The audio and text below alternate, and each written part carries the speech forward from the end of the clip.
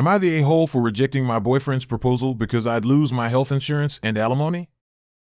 I, 44F, divorced my ex-husband, 47M, 2 years ago and have been dating my boyfriend, 45M, since. No cheating. My ex and I were fighting a lot, but the divorce was less litigious than expected.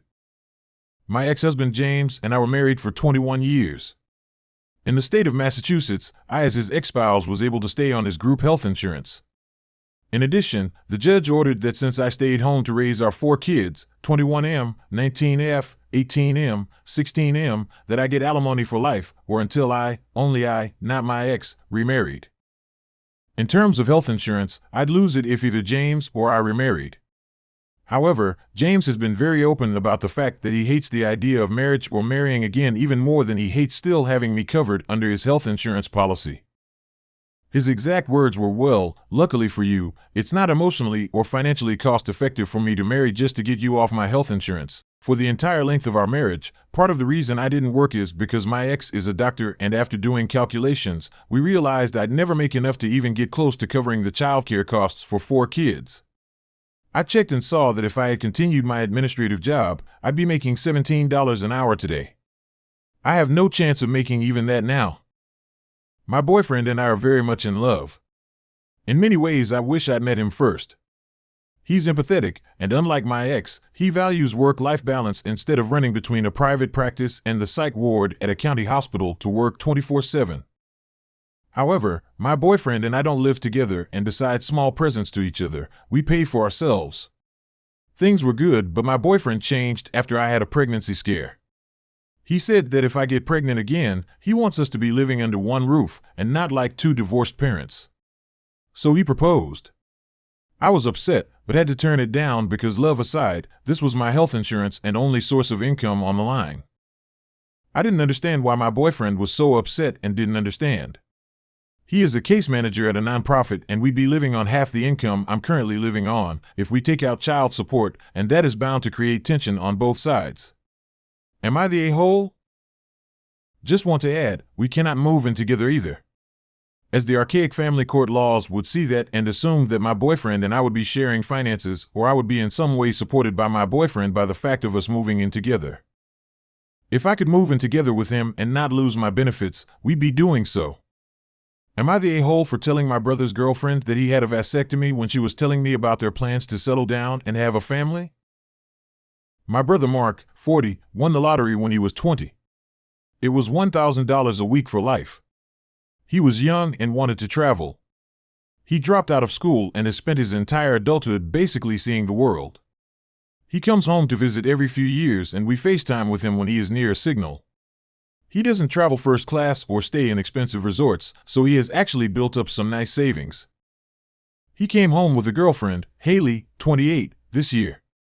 They met when they got stuck in South America during the pandemic. She has been traveling since she graduated from university, and she works out of a laptop. I, 54F, live in the same city where I was born. I love it here. I love being close to my parents and my grandchildren and most of my siblings.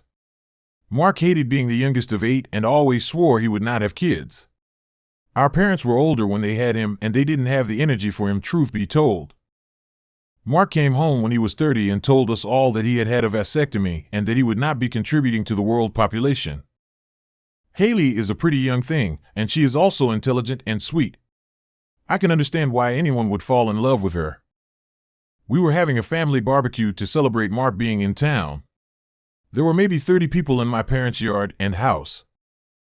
I was talking to Haley about her future plans now that the world opened up again. She said that she was ready to settle down and start a family. I asked if they were planning on adopting from one of the countries that they had traveled to or if they would try in North America. She said they had talked about it and would be having at least one child of their own. This may be where I fricked up. I asked where Mark got his vasectomy reversed or if they were having in vitro fertilization. I know they can harvest seed from a ball even after a vasectomy. She went very quiet and went over to Mark. They spoke and they left. Mark called me later that night to scream at me for ruining his life.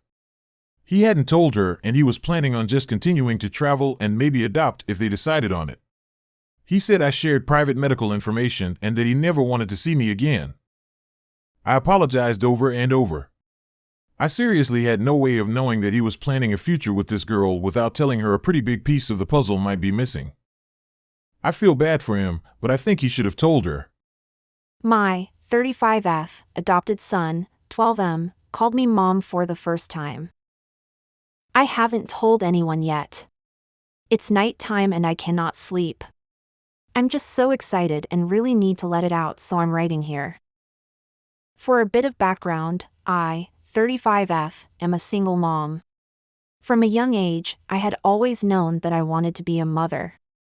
Growing up, the idea of having a boyfriend or a traditional family dynamic never interested me. I was, and still am, very independent, and rather than getting pregnant and giving birth, I've always wanted to simply adopt a child and raise them solo. Even as I entered adulthood, that desire never changed. 3 years ago, I was finally able to make that dream come true as I had the money and stability required to make it happen. Thus, I welcomed a 9-year-old boy into my life. His parents had passed away in a car crash, leaving him without anyone to take care of him. I still remember when I first laid my eyes on him, I knew I wanted to adopt him even if he was already 9. I just had this urge to protect and take care of him. I don't really know how to explain it. In the beginning, our relationship was distant. I guess he grappled with his own grief while I navigated the intricacies of being a single parent. He would address me by my first name, which I was completely fine with. To him, I wasn't his mom, and I understood that. Over time, he began to settle into our new life together. Our bond deepened and we got very close. He was, and still is, very mature compared to other children, likely stemming from the loss of his parents and the depression he experienced because of it. Despite his frequent moments of sadness due to missing his parents, his therapist and I were there to comfort him. I did, and still do, my best in providing him the best childhood possible, just like any child deserves. Now, to the main part, a few hours ago. We were in the kitchen, him doing some exercises to prepare for the upcoming school year while I prepared dinner. I was focused on my task when I suddenly heard his voice. Mom. Can you help me with this? His exact words. For a moment, I was frozen. After a few seconds, I turned my gaze back to him and noticed a nervous expression on his face. I tried to act cool, so I just smiled and said of course, before washing my hands and heading to help him. I tried to keep a poker face, but on the inside, my heart was thumping and I wanted to hug him and ruffle his hair, although I held myself back because I didn't want him to feel creeped out, possibly leading him to never call me mom again. I know that sounds stupid. I guess I never expected for this moment to come, rather, I had not even considered it as a possibility, so I was unprepared for the emotions it would bring me. As much as I tried holding back, I ended up randomly hugging him before going to bed. That's when I heard it again. Mom? What is it? It took me by surprise. I hadn't anticipated him saying it again today. Caught off guard, I reacted by quickly releasing the hug and looking down at him, before responding without thinking yes. He looked up at me funny before speaking. What? He said with his eyebrows raised. But soon enough, his seemingly confused expression transformed into a smile that erupted into laughter. It's been a few hours since then, and I've been lying in bed typing all of this for a while. I'm just so happy right now, I can't stop smiling. When I think about it deeply, it's like he has acknowledged me as his mother, or as one of his mothers, not just his guardian. Again, I'm so happy. I love him so much. I just had to let everything out. Am I the a-hole for breaking up with my girlfriend after she rejected my proposal twice? Sierra, 29F, and I, 29M, have been dating for 4 years. I absolutely love her and felt like she was my soulmate. I knew I wanted to propose 2 years into dating, but decided to wait 1 more year so that I could get in a better situation financially. Last year, I proposed. It was a private proposal on the beach where we went on our first date. She looked at me and said, "I want to marry you, but not right now." She said she wasn't in the right space personally to get engaged and to give her some time. That stung, but I was okay with it. After all, I put off proposing so I can be in a good position. It's only fair I give her the chance. It's been a year since then, and I decided to propose again. This time I asked our friends to help me set it up because I wanted to do something nicer. We orchestrated a nice dinner and a proposal in front of a nice fountain in the city's botanical garden. Everything was ready, dinner went great, and we went to the fountain. She saw the roses and everything, and then I got down on one knee and asked her to marry me. She teared up and told me not just yet. This stung really bad. I knew I wanted her in my life forever, but this is the second time she turned me down. I asked her why, and she told me the same thing as last year. I asked her if someone was holding her back, maybe family or friend, and she said, "I just want to make sure that this will work." This hurt me more than the 2 rejections. I told her if after 4 years she isn't sure, then what the hell will make her sure? She asked me to give her time, and I told her no. I told her that I'm not going to keep wasting my time and love if she's going to keep saying no. I told her that I can't do this anymore. She began begging me not to leave and said, "Fine, I'll marry you, just please don't go." That made me mad, but I didn't say anything, I just left. My phone has been blowing up with some of our friends, her parents, and they're telling me that I'm an a-hole for throwing away a 4-year relationship because she said no, and that I was being a big baby. She just needs some time. The other half of our friends aren't on my side, but they're not on hers either. I don't think I'm an a-hole for this. Did I overreact? Am I an a-hole? If so, how much more time am I supposed to give her? Edit, we had discussed marriage shortly before I proposed the first time. She was into it and even told me that she couldn't see herself with anyone else.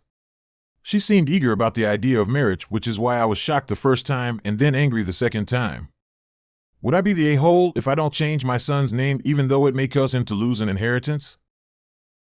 I, 24F, got pregnant while I was taking a gap year traveling. I met an older guy, nothing gross. I was 19, he was 23. We had fun. I was working in a bar to make money while I explored his city. When I got pregnant, he lost interest really quickly. I understood, but I am pro-choice, and I chose not to terminate. I went home and had my son. I also made sure to get child support. He could afford it. He did fight it though. I had to prove paternity and everything. Through that process, his parents found out. They are well off and have met my son, and they truly do seem to love him. They have provided gifts for his birthday and Christmas. They helped me with extra money so I could complete my university without going into debt. They have taken us on vacation with them so they could spend time with him. They aren't my biggest fans, but we are cordial to each other. 3 months ago, my son's father passed away. He got drunk at his bachelor party, tripped on the sidewalk, hit his head, and that was all she wrote. My son and I attended the funeral. We spent a week in that city so his grandparents could see him.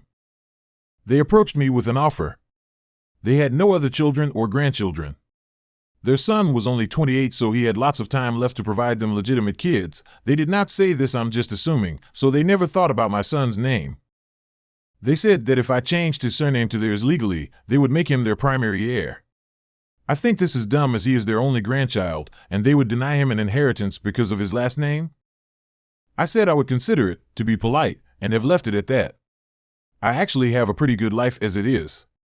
My family has been very supportive, and because of the whole court thing, my son's father had to have life insurance with him as the beneficiary. Would it be nice for my kid to get a big sum of money? Yes. Do I want him to have the surname of a man who didn't want him, see him, or love him? No. I've been talking to my family about it, and a few of them think I'm being an a-hole for giving up this kind of money for my son. It is generational wealth, and I'm making the decision based on emotion. I think they are a-holes for thinking money is the only thing that matters. I think I will tell my son's grandparents that they can talk to him about it when he is 16. He will be old enough to understand the implications, but young enough not to be tied professionally to his last name. Am I wrong for putting together an emergency menstruation kit for my daughter? I'm the dad. I have been divorced for 3 years and am a single dad. Last year my daughter started middle school, so I thought it would be a good idea to have an emergency kit in case she started her period. Well, she started it yesterday. She told her mom, and her mom asked if she had pads. Daughter told her dad had a pack ready for me in my school bag. This morning I got a long text about how she still has a mom to help her with this, and that it's inappropriate, weird, and nasty that I would do this. I text her back saying that as a single dad, I'm always going to make sure that she is taken care of and prepared when in my care. But a small part of me is wondering if I did something wrong.